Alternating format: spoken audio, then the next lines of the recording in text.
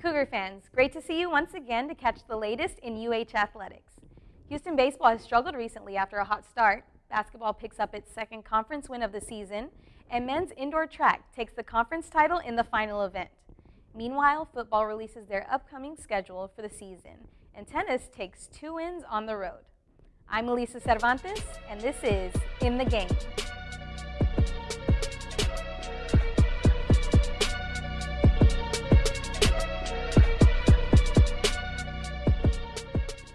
Today we begin with baseball. The Cougars started off the season well, winning 6 of their first 7 games. Following that, it's been a rough go. Last Wednesday, Houston traveled to San Marcos to take Texas State in their first road test of the season. Houston got into a 6-run hole early, and a 5-run 5th inning wasn't enough to see the Cougars come back. Starting pitcher David Longville got roughed up by the Bobcats, going 3 1/3 inning, while allowing 6 hits, 6 runs, 3 of which were earned. 3 errors in the field by Houston helped Texas State along their way, as Houston would fall 7-6. Following that, Houston returned home for a 4-game series with Columbia. Baseball started the series off well, behind a dazzling pitching performance by Andrew Lantrip. Lantrip pitched 7 2/3 innings of shutout ball, allowing only 5 hits and 1 walk while striking out 6. The Cougars and Lions combined for 21 hits on the afternoon and tallied 9 runs between the two. Columbia scored 2 runs in the top of the 13th and held off a Houston rally in the bottom half to take the game by a score of 5-4. Houston would bounce back in the second half of the doubleheader. Justin Montemayor had a sac fly in the bottom of the 9th as Connor Wong would score the winning run. On Sunday, the two teams really put on an offensive display with 32 hits and 19 runs between the two programs. But Columbia took this one 12-7 to split the series. Our reporter, Aubrey Jesse, was out there to close the series. The number 8 ranked Cougars took the field last weekend to host Ivy League foe Columbia University in an exciting back-and-forth 4-game weekend series. While the Cougars and ace pitcher Andrew Lantrip came out strong Friday night, delivering a 3-0 shutout victory over Columbia, the Tigers were able to even the series in the first game of Saturday's doubleheader, defeating the Cougs 5-4 in 13 innings.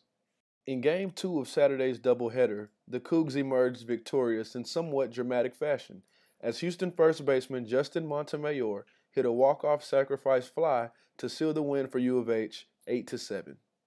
In Sunday's finale, impressive days at the plate from freshmen Corey Julks and Connor Wong weren't enough as the Cougars tallied 4 errors and gave up 20 hits en route to a 12-7 loss and a 2-2 split of the weekend series. Despite the outcome, however, the Houston faithful enjoyed another weekend of great action out at Cougar Field.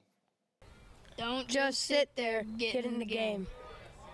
Thanks, Aubrey. Coming up, Houston will be participating in the annual Houston College Classic. The Cougars will travel downtown to Minute Maid Park to face off against LSU, Texas A&M, and Hawaii. LSU and Houston met last season in the postseason last year at the Baton Rouge Regional, where Houston defeated the Tigers, and I'm sure they will be hoping for much of the same success this time around. Moving now to basketball. The Cougars got a much-needed reprieve from the heartbreaks of recent.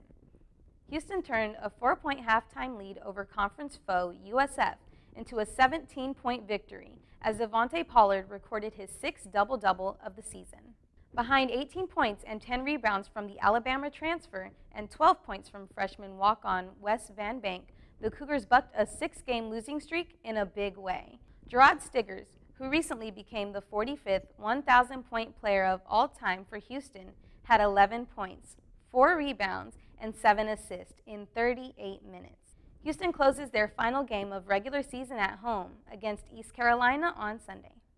Over the weekend, men's track claimed the AAC indoor track title. Our reporter, Vanessa Onekwe, has a recap of all the action for you. Last Friday, the U of H track team headed out to the New Balance Track and Field Center in New York for the indoor conference. Well, my main objective was the team championship. We felt like going in, we had a really good chance to bring that back to Houston. Sophomore sprinter LaShawn Collins ran second leg in the intense 4x4 race in the midst of controversy. Well, I don't feel it was a lot of pressure. but I know before the race, they was just like, let's go, LaShawn. Like, we need you. We need these points. We're tied up. We're down by 1. We need you to be able to run this leg. And I didn't feel no pressure. I was just like, okay, I'm just going to do my job. I'm going to go out there, do what I have to do in order to get us this W. It all came down to the last 4x4 race, with Tulsa in the lead by 1 point. But the Cougs executed, winning the race and bringing home the title. There was a lot of drama within the race because we got passed and then we passed again. It was a whole lot going on. But I felt like when it got down to the last 100 meters, if Drayvon was close, then we could win, and that's exactly what happened. But coming off the turn, you know, I saw Drayvon kind of look over at the guy from Tulsa, and I was like, no, and then he looked again. I was like, no, and he looked again. I was like, no, and you know, because that's the kind of thing that can get you in trouble. The weather in New York may have been cold, but the Cougs came to turn up the heat.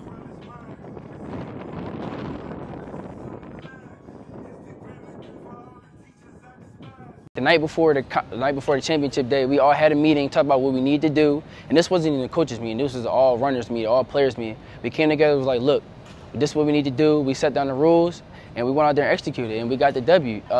We had people like James Arnett and Xavier Floyd and Curtis Brown came up big in sprints that they weren't really necessarily point scorers in, and they came up big and scored points for us. So I'm very proud of our team, and you know, that just shows how deep our team is. With 14 top 3 finishes and 5 first-place finishes, the Cougs represented the university extremely well. Going forward, the team focuses on the outdoor season, hoping to bring home another conference title. Thanks, Vanessa. The Cougs really stood out at the championships, earning another conference title for the historic program. Houston Cougar football announced their 2015-2016 schedule. For the first time in conference history, the AAC will be divided into 2 divisions, with Houston in the West Division. This year, the Cougars will be hoping to make the leap to the next level and maybe even a conference championship game, with first-year head coach Tom Herman leading the Cougars. Houston opens up play on September 5th against Tennessee Tech in TD-ECU Stadium. Finally, women's tennis looked for continued success, heading on the road to face number 36 Brown and conference foe UConn. After downing Missouri and number 48 Utah, Houston saw a jump in the polls, moving up 17 spots to land a number 39 in ITA rankings. Following the great weekend for tennis, our reporter Desaria Cook-Jackson spent some time with the team. The women's tennis team is showing up and showing out. With 8-4 record and 4 straight wins, they have definitely put their best foot forward. I think every athlete prefers winning, but obviously, like, whenever you lose, I think you learn more than when you win. Because whenever you lose, I think you think more about what you have done wrong, and you wanna, you know, fix it like in the next practice, in the next match. But if you win the match, you're gonna be satisfied, and you're not gonna be thinking about what you have done wrong, because actually you won the match. The Cougars tennis team has climbed their way to number 34 in the Intercollegiate Tennis Association national rankings. Honored as American Player of the Week and a huge part of the team's 5-match winning streak, Roselle Martin says her daily routine is a little different than yours. Well, now that we're in season, we don't have workouts in the morning, but during the fall we do, and it's like around 6:30, 7 a.m. But now we go to class in the morning. Our practice time is at 1, the team practice. After that we have workouts, and then if some of us have more classes, then we go to classes. But it's kind of crazy because some of us have classes during practice time, so we have to practice in the morning or later in the afternoon. So it's kind of like crazy schedule. And then when we travel, we miss a lot of classes. The biggest one would probably be the emotional part of it, because during a season you get through a lot of ups and downs and a lot of different emotions that you probably don't face when you don't play sports. And the second part would be the studying on the road, because you have to manage everything. You have to meet all the deadlines for your homework, and so you just have to put your priorities in a list in a way that it will help you get through that. A big matchup with Texas this weekend will be another tough test, but with Elena and Rosiel at the helm, the Cougars have a good chance. Remember, for all things Houston Cougar Athletics, make sure to watch In the Game every Thursday night at 7 p.m. on Channel 6 or online at thenewcougtv.com. Also, don't forget to like us on Facebook at facebook.com/InTheGameUH or follow us on Twitter at twitter.com/InTheGame_UH. And make sure to tweet us with questions, comments, or just to get caught up.